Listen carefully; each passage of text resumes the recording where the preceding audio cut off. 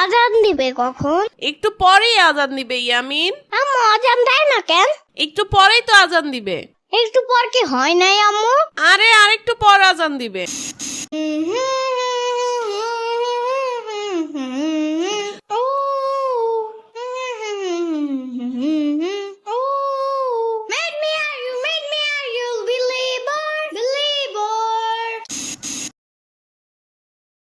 সাম্বা, ওই সাম্বা, দেখো আকাশে চিকন সুতার মতন ওইটা কি দেখা যায়? ওইটা কি চাঁদ? আরে হ্যাঁ ইয়ামিন, ওইটা তো রমজান মাসের চাঁদ। তার মানে কাল থেকে রোজা শুরু। ওই আপা, দেখা যায় রমজান মাসে কি সুন্দর চাঁদ উঠেছে আকাশে। আরে কই শ্রাবণী, আসলেই তো চাঁদটা অনেক সুন্দর। আয় আমরা সবাই মিলে দোয়া পড়ি। হে আল্লাহ, আমাকে এই বছরের রোজা রাখার তৌফিক দান করো, আর আমার রোজা যেন সহজ হয়। কাল থেকে আমি রোজা রাখবো আম্মু। ও আম্মু, আমি কালকে রোজা রাখবো কিন্তু। আরে আমার রোজা রাখাওয়ালা রে, তুই তো সারাদিন 5 বার বিস্কিট আর তোর গ্রিন চিপস আর চকলেট খাস, তুই রোজা রাখবি কিভাবে? তুমি দেখো আম্মু, আমি কালকে একদম পাক্কা রোজা রাখবো, এক ফোঁটাও পানি খাবো না। ইয়ামিন, তুমি বড় জোর 9টা পর্যন্ত রোজা রাখতে পারবা, এর বেশি পারবা না আমার মনে হয়। তুমি যখন ইফতারি গ্রাম পাবা ঠিক তখনই রোজা ভেঙা ফেলবা, আমি নিশ্চিত। আহা, তোমরা ওকে নিরুৎসাহিত করছো কেন? ও যখন বলছে ও রাখুক, এটা ইবাদতের মাস। আপনার ইবাদতের কথা তো জানি। এই যে চাঁদ দেখা গেছে, বাজারে লিস্ট নিয়ে এখনই বাজারে যান। ছোলা বুট ডাবলি মুড়ি সহ সব নিয়ে আসবেন, কিন্তু খেজুর আনতে ভুলবেন না কিন্তু। তুমি খালি বাজারের কথাই বলো। রমজান কি শুধু খাওয়ার মাস নাকি? এটা হলো নিজেকে পরিবর্তন করার মাস। তুমিও একটু পরিবর্তন হও, বাজার কম করো। হইছে, রাখো তোমার বয়ান। আপনার ওই বয়ান শুনতে শুনতে আমার কান পয়চা গেছে। ইফতার বানাতে কি লাগে আর কি লাগে না সেটা কি আপনি জানেন? শয়তান তো এই মাসে বন্দি থাকবেই, কিন্তু এই বাসায় যে অশান্তি থাকবে না তার গ্যারান্টি কে দিবে? যান বাজারে যান। ওহ, যাচ্ছি বাবা যাচ্ছি। রমজান মাসে খালি শয়তান রে আল্লাহ তাআলা আটকায়। এই বউগুলার একটু আটকে রাখলে দুনিয়াটা কত শান্তিময় হইতো, একবার ভাইবা দেখছো? ইয়ামিন চলো আমার সাথে বাজার টানবা, চলো। ইয়ামিন, ওই ইয়ামিন, ওঠো বাবা, সেহরির সময় হয়ে গেছে, আর মাত্র 15 মিনিট আছে। আম্মু ডাইকো না, আমারে ঘুমাইতে দাও, আমি এখন উঠতে পারবো না। কি কি বলো ইয়ামিন? রাতে না বড় করে বললা তুমি বীর পুরুষ, রোজা রাখবা, আর এখন বলতেছো ঘুম থেকে উঠতে পারবা না? ওঠো এখনই, সেহরি খাইতে হবে। আম্মু এইটা কে দিছো? কেন, ভাত আর মুরগির মাংস, তাড়াতাড়ি খেয়ে নাও। না আম্মু, আমি ভাত খাবো না। তুমি না বলছো সেহরি খাইতে ডাকবা, আমি সেহরি খাবো, ভাত খাবো না। ভাত দিছো কেন? আরে বোকা ছেলে, এটাই তো সেহরি। ভোর রাত্রে আমরা যা খাই তাকেই সেহরি বলে। মিথ্যা কথা, তুমি আমাকে ফাঁকি দিতেছো। সাম্বা বলছে সেহরি নাকি অনেক মজার খাবার, তুমি আমাকে সেহরি না এনে দিয়ে ভাত এনে দিলা কেন? ইয়ামিন, তুমি কি ভাবছিলা সেহরি মানে কি পিজা আর বার্গার? আরে সেহরি মানে ভাত, তাড়াতাড়ি খায়া নাও, নাইলে আজান দিয়ে দিব আর রোজাও রাখতে পারবা না, সময় বেশি নাই। বুঝছো আম্মু, এবার আমি পুরো 30টা রোজা রাখবো।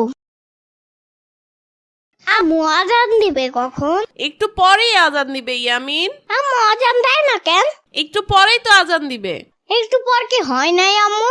আরে আরেকটু পর আজান দিবে। হোয়াট দ্য ফাও কথা আম্মু? কি হইছে?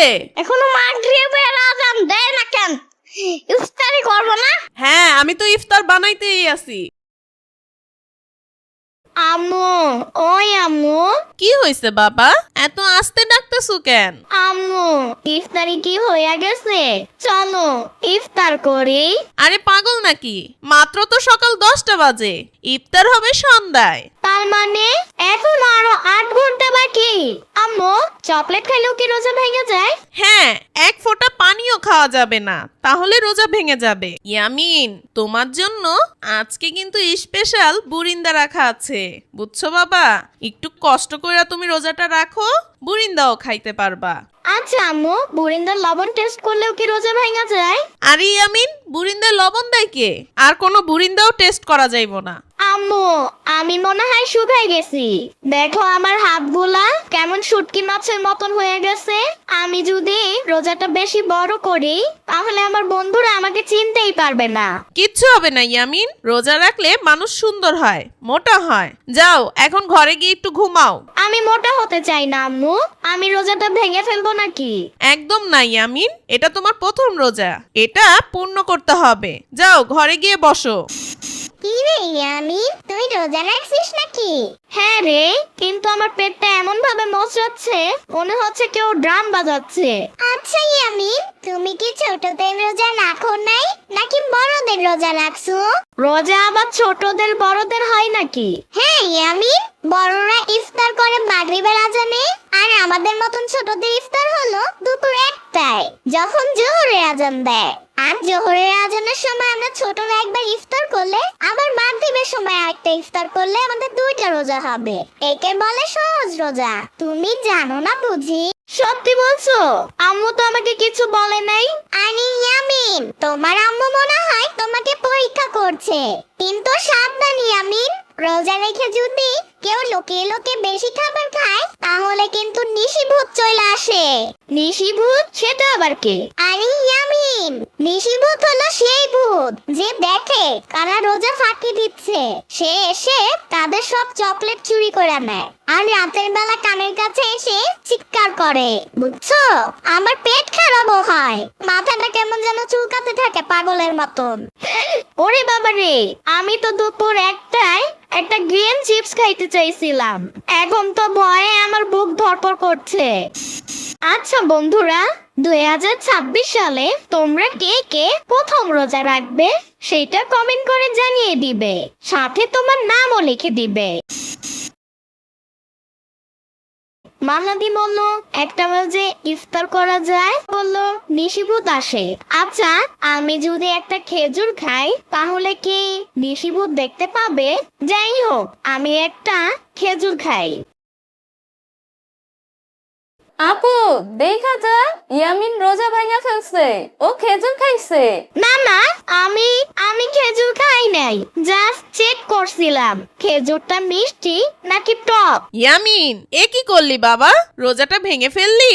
না আম্মু, আমি খেজুর এখনো খাই নাই, কিন্তু আমি তো শুনলাম একটা খেজুর খেলে নাকি রোজা ভাঙে না। মাহাদি বলছে একটা খেজুর খাইলে নাকি রোজা নাকি আরো স্ট্রং হয়। মাহাদি বলছে এই কথা? ও তো জানে না।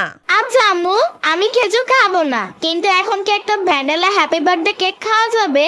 আমার মনে হয় কেক খেলে রোজা ভাঙে না।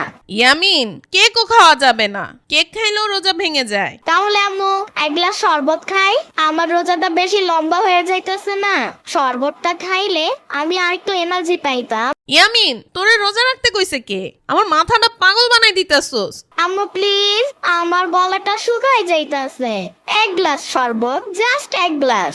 আহারে আমার সোনামণিটা। আচ্ছা যাও শরবত খাও, শরবত খেলে রোজা ভাঙবে না, তুমি তো ছোট মানুষ। বাহ, 1 গ্লাস শরবত খেলে রোজা ভাঙবে না? কি মজা, কি মজা। তবু আমার রোজা থাকবে, আমি তো সেরাই ইয়ামিন, আমি পুরো রোজাটাই রাখবো। আম্মু, আব্বু বাঁচাও, নিশিভূত চলে আসছে।